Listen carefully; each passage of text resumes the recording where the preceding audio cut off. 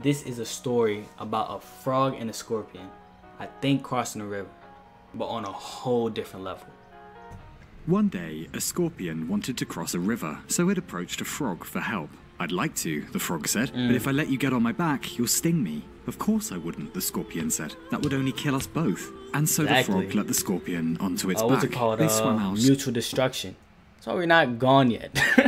Onto the river. Once they reached the middle of the river, the scorpion stung the frog. The frog called out, "Why did you do that? Now we'll both die." "It's in my nature," the scorpion said, as in my they both nature? began to slip below the water, bound for muddy graves on the bottom of that dark riverbed that neither cheered nor commiserated nor delighted in the slings and arrows of the amoral universe. Hold up there, Frufra, the frog said. The frog had been up all night at a Frankfurt rave and was still so full of disco biscuits that its system could fight off the poison for a few moments longer. "You must be very wise if you're so aware of your own impulses like that." "You bet," the scorpion said. "And you must be very clever and worldly if you lied to me like that." Exactly. "My intellectuals are German, my lingerie is French," the scorpion said.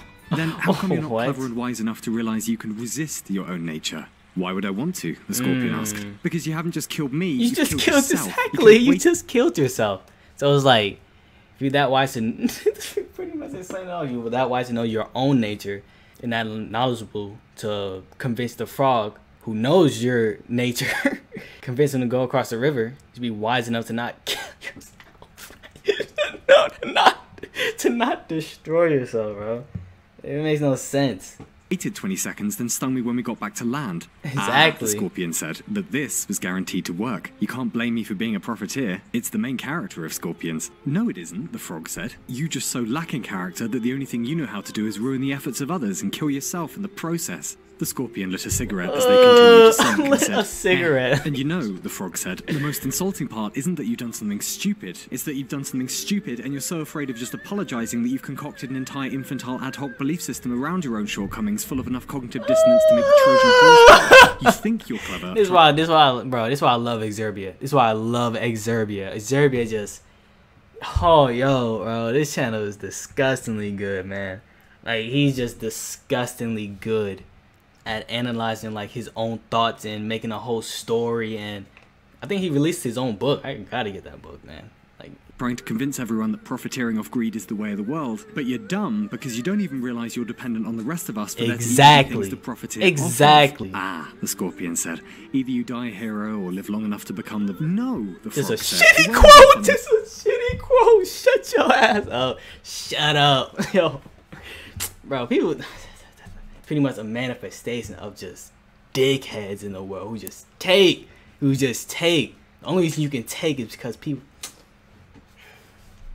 mentally unfair. Let it the world go. Isn't Let it go. It's just full of creatures that make it so. You're the Exactly. problem, convincing yourself everything is futile just so you can give into your cynical zero-sum game impulses, which you could choose to assess and discard at any time, and then things wouldn't be unfair. Idiocy is passive. It takes a special kind of idiot to inflict their idiocy on someone else. The scorpion considered this, then said, "Fuck you. Fuck you," said the frog. "Fuck you," said the scorpion. "No, fuck you," said the frog. "No, fuck you," said the scorpion. "No, fuck you. No, fuck you. No, fuck you. No, Fuck me, fuck I. "Fuck you," said the frog. "We're all selfish sometimes, but most of us are ashamed of it. We don't make selfishness a virtue in some cheap attempt to trick the only idiots who believe that kind of nonsense, just so we can take a few more spoils from the world for ourselves. I didn't even want to be in a fable. I applied for a Greek paradox, but they only take cute animals. Now I have to put up for this shit. What's even the moral? Put up with vicious idiots who want to ruin the world. They can't help it. How is that my fault? Just apologize, and I'll forgive you, even now, even at the end." "Oh, I never apologize," the scorpion said. "Why?"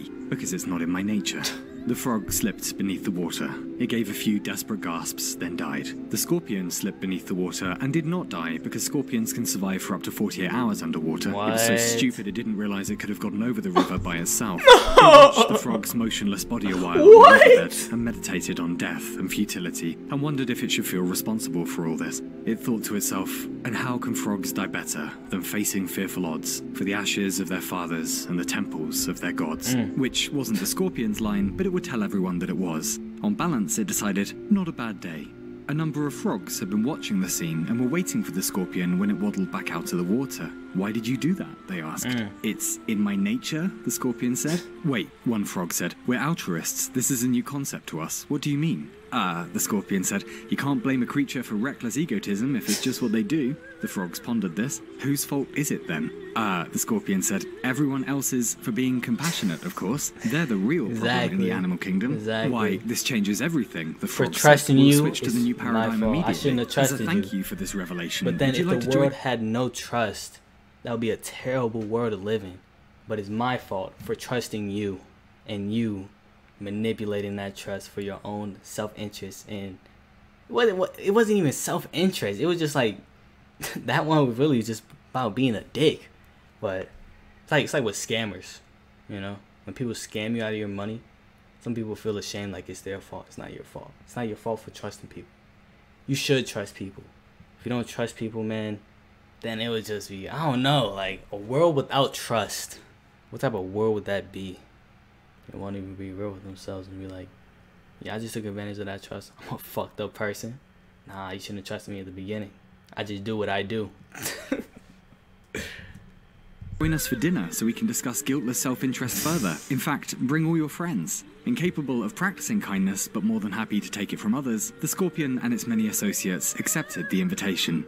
That evening, the frogs prepared a delicious meal of olives and bread, and wine and cheese, and every scorpion in the forest roasted over a massive fire. As they should. As they should. Come on, man. As they should, bro. Great ending. W ending. Great ending. Loved it. Loved it. This is why I love Exerbia so much. I just love him so much, man. Exerbia is the #1 channel on YouTube to me, personally, bro. Mr. Beast got the numbers, the game show. But Exerbia, he has the thoughtfulness, very thoughtful, internalized ideas, fully fleshed out. Videos that you can actually genuinely, after watching it, you would think about it. Most people don't think about videos after they watch it. I don't know what I watched yesterday, the day before that, the day before that. He have genuine videos that you will think about afterwards and maybe probably reevaluate how you see the world, you know?